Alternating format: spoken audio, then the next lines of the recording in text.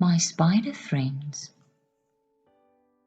The other day I was tidying my tool shed when I came across a peculiar little bag fastened by fine threads to the underside of a narrow shelf. It was a spider's cocoon, made of yellowish silk. Although it was so small, it probably contained from 300 to 800 very tiny eggs. The mother spider was nowhere to be seen, for having formed and filled her egg cocoon, she had ceased to take further interest in the welfare of her young ones. In the spring, however, when the yellow cocoon has safely weathered the colds of winter, wonderful activities will take place under the shelf in my tool shed. I can tell you what will happen, for the shed is a favorite haunt of spiders, and many times I have watched the young ones breaking out of their silk cradle. With the first warm sunshine of April or May, the 500 or 600 eggs hatch at the same time, and the baby spiders appear in a mass of over 4,000 tangled legs. There is a great struggling and pushing as the tiny youngsters try to free themselves. With its sturdy, wriggling legs, each baby spider pushes away from its companions, causing the ball to expand like a cloud of smoke, till finally it bursts. Each youngster then raises the tail end of its body, and from 3 pairs of tiny glands called spinnerets sends out a fine silken streamer which floats easily on the softest air currents. Of course, with so many streamers floating about, there is a fearful tangle. Nevertheless, a secure bridge is formed, across which the tiny spinners scramble to discover new worlds. Now there is more room for everybody to work. So each infant again turns tail uppermost and spins a fresh gossamer thread, which this time floats far out on the faintest breeze. Sooner or later, this delicate streamer finds anchorage on some twig or bracken stem. Then the young spider, leaving its brothers and sisters, crosses over and begins life entirely on its own. Should the young spider desire to get even farther afield, it may decide to travel by air. To do this, it spins many delicate strands which, matting together in the breeze, form an excellent parachute or airship.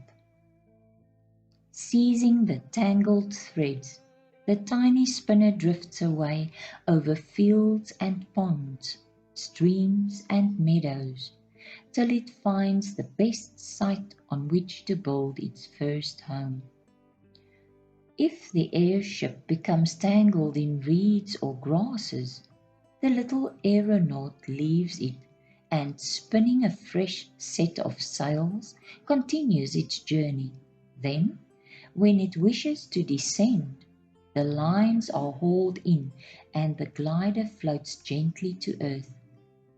This wonderful method of traveling is very necessary to the young spiders, for were they all to begin web weaving near the cocoon, there would never be sufficient food to go round. Having selected a suitable corner, the infant spider now sets to work on its first web.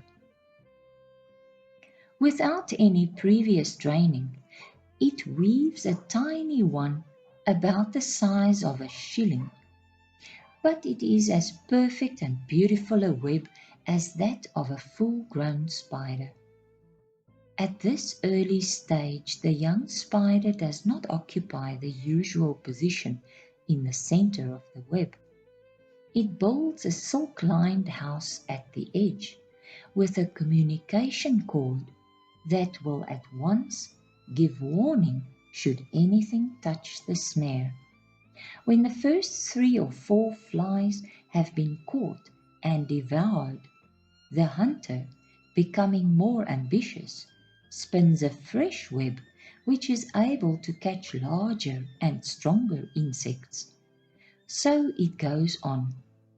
Web after web is woven, each larger than the one before, till in the end both web and weaver have reached full size. Even after a spider's web has grown to full size, it may be visited by insects that prove too strong for the delicate threads. Perhaps a huge bluebottle, wasp, or bee will become tangled in the snare. It would quickly wreck the whole web if not released. At such times, the spider hurriedly frees its struggling victim by cutting away the silk strands which hold it. When a fly, which is too large to be killed outright, is caught by the web, the spider renders it helpless by binding the struggling wings and legs with round after round of thread. In the great world of insects, there are few more wonderful mites than the baby spider. It comes from the cocoon, a skilled engineer, an expert tightrope walker, a master in the arts of spinning and weaving, and a clever aeronaut. During winter, most of my spider friends become lazy and inactive. Many of them slumber soundly in their old dusty webs. Some, however, are still about, for I often feel their gossamer threads brushing my face as I walk. These single threads are really bridges from tree to tree. When the spider wishes to cross from one tree to another, it sends, floating out in the breeze, a long streamer which is caught by a twig or leaf of the tree next door. Quite wide streams are crossed in this way by spiders. The length of the bridge, of course, depends on the strength of the air current that carries the spider's thread.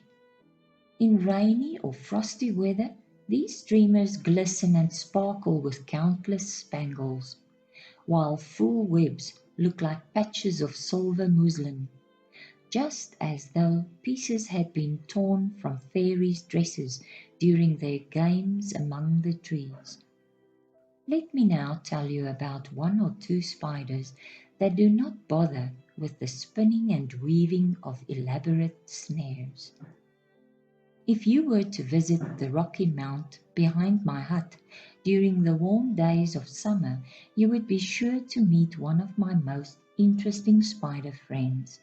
It is usually struggling through the matted grass, carrying a grey ball quite as large as its own body.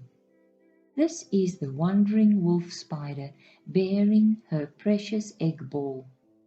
Unlike the web weaver that leaves its cocoon in my tool shed, the wolf spider lovingly carries hers about wherever she goes. If I try to remove the ball, her legs close round it in a desperate grasp. But if I am very quick, I can flick the ball away with a straw. Then the poor mother becomes almost distracted. She roves here and there, searching feverishly in every corner, and when I set the ball near her, she pounces on it madly and hurries away. When I visit the mount later in the season, A great change has apparently come over my wolf spider friend. She no longer carries her precious ball, and her back seems to be covered with a mass of warts. But on looking closer, I find that these are her young ones, which have broken forth from the cocoon and are now riding pickaback on their mother. To prevent itself from falling off, each baby has fastened itself securely by a short lifeline of fine silk. This is perhaps the only spinning it does in its life. Even after her family is born, the wolf spider mother proves herself a loving parent. But she is not quite so loving to her husband, for should she meet him during her travels, she eats him up. Another interesting spider friend is the crab spider, so called because of its curious sidelong walk. I meet crab spiders in the herbage at the foot of sunny walls, their eyes fixed on the fly they are stalking and their arms ready for the fatal grasp. Then there is the handsome black and white jumping spider that rambles about in zigzag hops on sunlit rocks and banks. This hunter watches carefully till a fly settles at a convenient distance and then leaps out at it. Though it spins no web, the jumping spider pays out a lifeline when it leaps at its prey, and so, should it miss, it is able to return to the spot whence it leaped. Now let me tell you about a spider that lives in the water. Although it is an air breather, the water spider spends its life under the surface of the pond, carrying its own private store of air attached to the long hairs on its body. As this air becomes exhausted, the spider visits the surface of the water for a fresh supply. The nest of the water spider is a wonderful building. It is shaped like a tiny domed diving bell and is securely attached to the underwater vegetation. As the mouth of this nest points downwards, air carried from the surface by the parent insect cannot escape, and in this watery abode the young spiders are reared. They would drown were they to venture from its shelter, for until they grow older they do not possess the silky hairs necessary for carrying an air supply about with them. So we see that spiders have conquered every realm of nature. They float in the air on homemade gliders. They are everywhere on the ground, from window corners to church spires, from grass stems to the highest treetops. They live underground in silk-lined dwellings, and they live underwater in air-filled diving bells, a truly amazing little people.